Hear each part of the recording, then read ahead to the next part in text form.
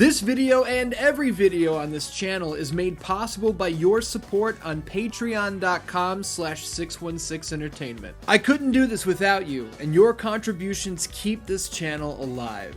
You can also grab an official shirt over on prowrestlingtees.com/616entertainment.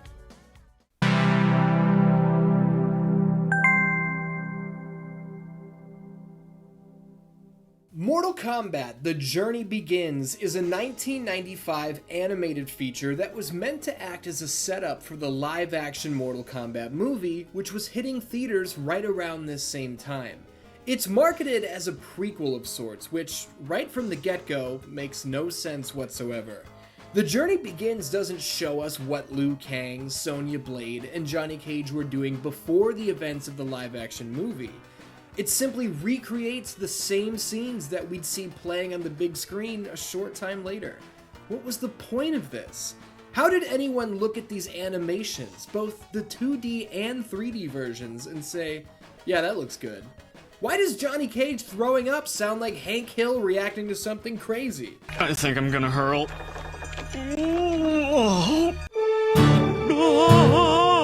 We're gonna cover all of this and more here on the Season 3 premiere of Mortal Kombat Monday. Wow, has it been a long time since you and I have gotten together for some brand new Mortal Kombat content, hasn't it? It feels good to be back. But where are my manners? My name is Ian. Welcome to the Season 3 premiere of Mortal Kombat Monday. Look, you guys know what you clicked on. You saw the thumbnail. You read the title. I don't have to spend 5 minutes setting this up for you guys. Let's get down to business ASAP. Before this journey begins, I want to spend a quick second on the format at hand here today. To my knowledge, this feature has never been re-released on DVD or Blu Ray or anything like that. And if it has, who cares? The point is this: I didn't just snag a download of this movie off the internet. I wanted to do this the right way. So I headed over to eBay, I ordered the actual tape, and I got to work. This is the first time I've dealt with VHS in forever, Dan Danz. Fuck. And wow, what a rush of nostalgia this was. The ridges on the plastic of the cassette, the paper sleeve, the warm sounds of the inner workings of the VCR stretching the tape across the machine. And yes, it's called a VCR. You'd be shocked how many times I've heard people my age and even older call it a VHS player. It's like the term VCR just disappeared from society's lexicon. But let's talk about the story of the feature itself. As previously stated, this isn't an actual prequel. It's not a lead-in, it's not really anything of the sort. The majority of The Journey Begins has us watching Raiden lead Sonya Blade, Johnny Cage, and Liu Kang across Shang Tsung's island. He warns them of the oncoming dangers and stresses the importance of the battle at hand. The Thunder God recounts tales that we've heard before, the great Kung Lao's loss to Goro, for instance. This is canon to Mortal Kombat lore, always has been. But what the hell is this? In this scene, Raiden details the war between two Shokan. In one corner, the infamous sub-boss of the first game, Goro. In the other corner is Goro's older brother, Turok. Turok? Who the fuck is Turok? Look, I've been playing Mortal Kombat since day one, almost literally. Up until the first time I ever rented this tape from your video station in Alsip, Illinois back in 95 or 96, I had never heard of Turok. Ever. And granted, there were only 2 Mortal Kombat games at the time. MK3 was right around the corner, coming soon, with a big old K, but still. I can confirm to you right now that Turok was completely made up for this animated movie. He has never been featured in any of the novelizations, any of the distant comic book adaptations, not a single live-action or animated feature or television show ever. Turok is completely non-canon then, now, and forever. I feel like I've heard that somewhere before. The point is this: the whole Goro versus Turok scene is completely worthless. Why are Goro and Turok even fighting, you ask? Well, They both want to give their father a shiny jeweled egg as a present, but only one of them can bear the honor, so the winner of the fight gets to hand the diamond egg thing to their dad? Jesus Christ, who came up with this? There's really no point to giving a full play-by-play of the events at hand because nothing really happens. We get flashbacks, several scenes straight out of the theatrical film, and it's over. You're not missing anything here by me not going scene by scene, so don't worry. Let's instead focus on specific oddities that have me laughing and scratching my head to this day. First of all, nobody in this entire movie can walk like a normal human being. Sub-Zero walks like a toddler who just escaped his crib and is headed down the hallway to raise some hell past his bedtime. Don't get me started on whatever the fuck it is Johnny Cage is supposed to be doing here.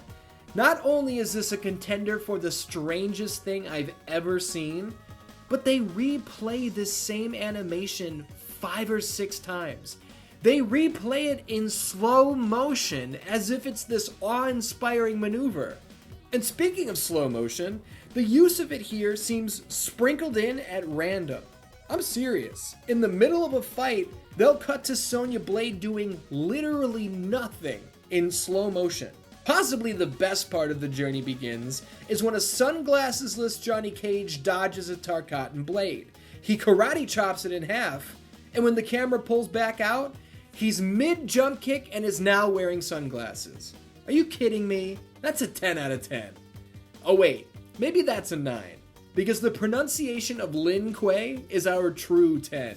Believed to be a member of the Lin Q, a legendary clan of Chinese ninjas. And it's funny, I totally forgot about this part until I rewatched this movie for my review. But this tape was responsible for my younger self being very confused in regards to the background of Kung Lao. You see, years later, I'd come to learn that the great Kung Lao, the guy who was Mortal Kombat champion forever before his defeat at the hands of Goro, is not the same guy with the razor-sharp hat from Mortal Kombat 2. You might be thinking, how could you not understand that?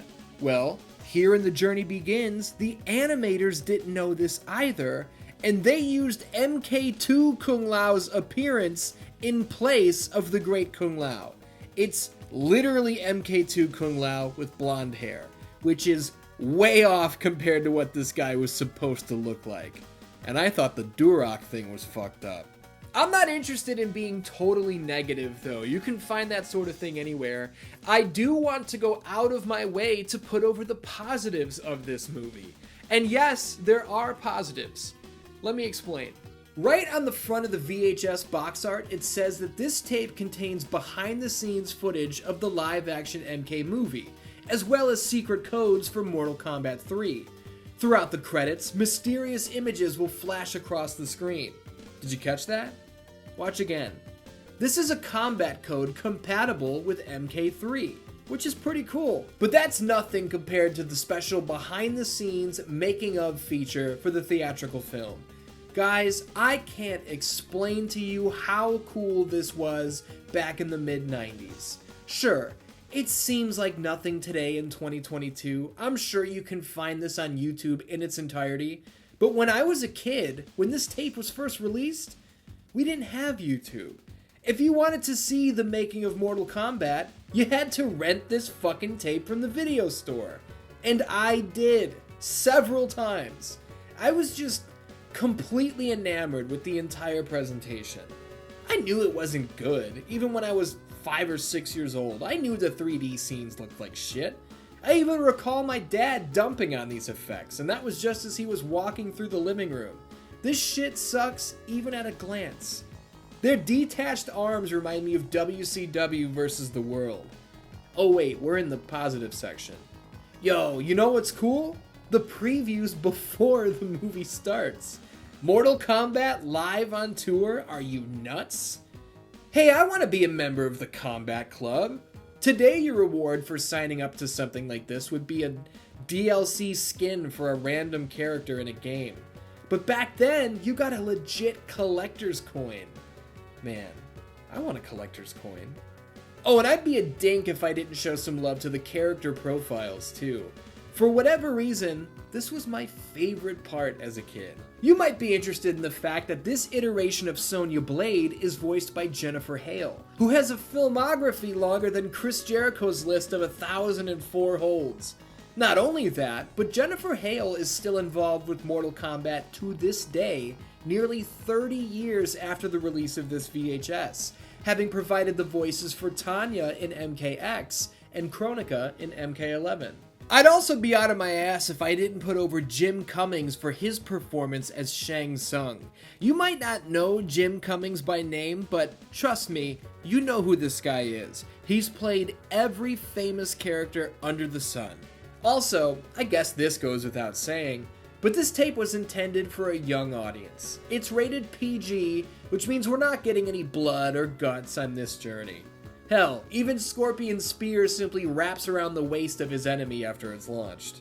In hindsight, is Mortal Kombat The Journey Begins as bad as people say it is? Honestly, yeah, it is. Listen, I'll tell you when I think something is underrated, but this ain't it. Scorpion and Sub-Zero's dumpy, motion-captured diaper butts never needed to see the light of day. But you know what? I'm glad this exists. I've got memories tied to this tape. Vivid, vibrant memories of the local video store. I can still see it in my head. I can smell it.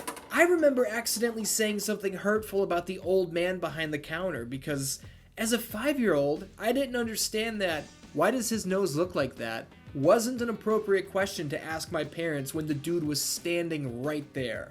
He laughed it off, but I still feel guilty about it.